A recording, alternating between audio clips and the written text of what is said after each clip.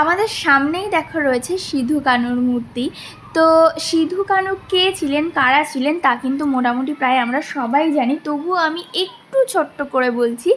যখন ইংরেজদের অত্যাচার সাঁওতালদের ওপর প্রচণ্ড পরিমাণে বেড়ে গিয়েছিল, প্রথম কিন্তু সিধু আর কানুই বিদ্রোহ জানিয়েছিল। তো আরও রয়েছে অনেক বড় কাহিনী। আর তো অনেকটা পথ কিন্তু আমরা চলে এসেছি। আর দেখো এই দিকে কিন্তু রয়েছে প্রচুর পরিমাণে মাটির বাড়ি, যেগুলো সচরাচর এখন খুব একটা দেখা যায় না। আর তারপর আমাদের সেকেন্ড মন্দির দর্শন করা, সেটা হচ্ছে কঙ্কালীতলা। আমরা এখন কঙ্কালীতলার সামনে দিয়ে যাচ্ছি। আর কঙ্কালীতলার বড় ভ্লগ ভিডিও আমার ইউটিউব চ্যানেলে রয়েছে, তোমরা চাইলে দেখে নিতে পারো। এখানে কিভাবে আসতে হবে সবটাই বলা আছে।